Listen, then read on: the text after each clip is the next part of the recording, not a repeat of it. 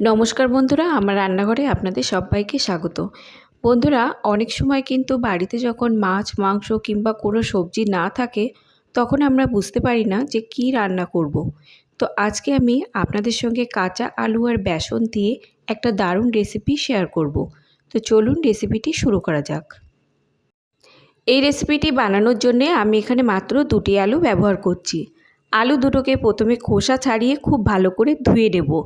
ধুয়ে নেবার পর এবার আলু দুটোকে গ্রেট করে নেব। গ্রেট করে নিয়ে এবার আলু দুটোকে কয়েকবার জল দিয়ে খুব ভালো করে ধুয়ে নিতে হবে। ধুয়ে নেবার পর এবার সমস্ত আলুগুলোর জলটাকে খুব ভালোভাবে চেপে চেপে বের করে দিয়ে একটা প্লেটে রাখতে হবে। এবার এই গ্রেট করা আলুর মধ্যে দিয়ে দিচ্ছি আমি পরিমাণ মতো কাঁচা লঙ্কা। ঝালটা কিন্তু আপনারা এখানে আপনাদের পরিমাণ মতো ব্যবহার করবেন। আর দিয়ে দিচ্ছি পরিমাণ মতো লবণ, আর দিয়ে দেবো এখানে খুব সামান্য পরিমাণ হলুদ। এবার দিয়ে দিচ্ছি এর মধ্যে 1 থেকে 2 চামচ মতো বেসন। তবে আপনারা আপনাদের আলুর পরিমাণ অনুযায়ী কিন্তু এখানে বেসনের ব্যবহারটা করবেন। এখানে আমি 2 চামচ বেসন দিয়ে দিচ্ছি, আর দিয়ে দিচ্ছি একটা পেঁয়াজ গ্রেট করা। এবার সমস্ত উপকরণগুলোকে মেখে নেব। মেখে যদি মনে হয় যে আর একটু বেসন লাগবে তখন এখানে আরও 1 চামচ মতো বেসন আমি অ্যাড করে নেব। আর বন্ধুরা, এখানে কিন্তু এই মাখাটাতে কোনো রকম জলের কিন্তু আমরা ব্যবহার করব না। লবণ দিয়ে আলুটাকে এভাবে মাখলে এমনিতেই কিছুক্ষণ পরে কিন্তু জল বেরোতে থাকবে। এবার এই রেসিপিটি বানানোর জন্য আমাদের একটা মশলা তৈরি করে নিতে হবে। একটা গ্রাইন্ডারে দিয়ে দিলাম আমি 2টো কাঁচা লঙ্কা, 7 থেকে 8টা রসুনের কোয়া, 1 টুকরো দিয়ে দিচ্ছি আদা, আর দিয়ে দিচ্ছি একটা পেঁয়াজ 4 টুকরো করে, আর দিয়ে দেবো এখানে 1 চামচ মতো জিরে, আর দিয়ে দিচ্ছি এখানে হাফ চামচ মতো সাদা সর্ষে। এবার সমস্ত উপকরণগুলোকে ব্লেন্ডারে দিয়ে খুব ভালো করে মিহি করে পেস্ট করে নেব। তবে আপনারা চাইলে শিলেও মশলাগুলোকে খুব ভালো করে মিহি করে বেটে নিতে পারেন। এবার একটা কড়াইতে আমি নিয়ে নিচ্ছি 3 থেকে 4 চামচ মতো সর্ষের তেল। আপনারা চাইলে যে কোনো তেলেই কিন্তু এই রান্নাটা করতে পারেন। এবার তেলটাকে খুব ভালো করে গরম করে নেব। তেলটাকে খুব ভালো করে গরম করে নিয়ে ফ্লেমটাকে লোতে দিয়ে আলু আর বেসনের মিশ্রণটাকে আমি এখানে কড়াইতে ছোট ছোট বড়ার আকারে দিয়ে দিচ্ছি। 4 থেকে 5 মিনিট মতো ভেজে নেব। উল্টে পাল্টে দিয়ে লাল লাল করে ভেজে নিচ্ছি। বন্ধুরা, এই বড়াগুলো এতই টেস্টি হয়, আপনারা চাইলে কিন্তু এগুলো শুধুও খেতে পারেন। সমস্ত বেসন আর আলুর মিশ্রণটাকে আমি এইরকমভাবে লাল লাল করে ছোট ছোট বড়ার আকারে ভেজে নিলাম।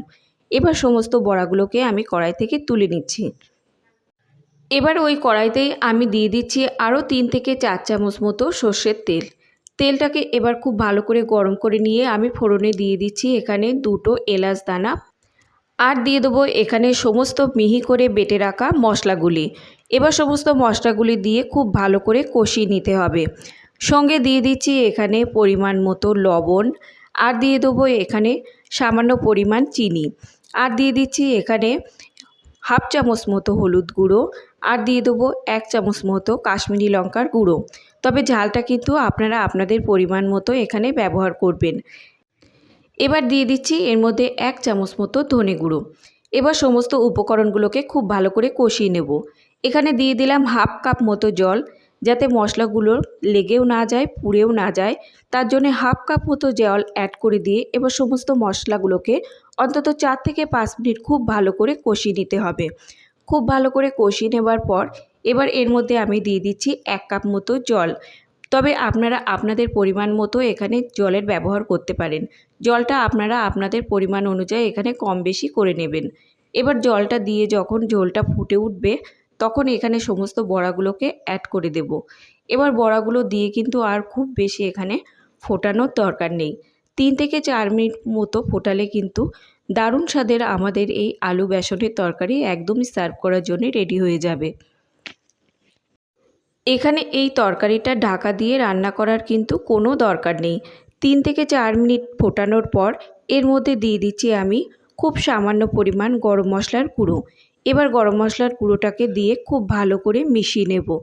শেষে আমি এর মধ্যে দিয়ে দিচ্ছি ধনেপাতা কুচানো। ধনেপাতা দিয়ে এবার ফ্লেমটাকে অফ করে দেবো। ফ্লেমটাকে অফ করে দিয়ে সমস্ত তরকারির সঙ্গে ধনেপাতাটা নাড়াচাড়া করে মিশিয়ে নেব। বন্ধুরা, বাড়িতে যখন কোনো মাছ মাংস কিংবা কোনো সবজি না থাকবে, তখন এই রেসিপিটি একবার আমার মতো করে ট্রাই করে দেখতে পারেন। রেসিপিটি খেতে কিন্তু অসাধারণ স্বাদের, আর সবাই কিন্তু খেতে খুব পছন্দও করবে। বন্ধুরা, আলুর তৈরি এই রেসিপি কিন্তু আমাদের একদমই রেডি এবার সার্ভ করার জন্যে। রেসিপিটি যদি ভালো লাগে কমেন্ট সেকশনে জানাতে কিন্তু একদমই ভুলবেন না রেসিপিটি আপনাদের কেমন লাগলো। আজ তাহলে এই পর্যন্তই বন্ধুরা, দেখা হবে অন্য কোনো ভিডিওর সঙ্গে। ততক্ষণ সুস্থ থাকবেন, ভালো থাকবেন। ধন্যবাদ।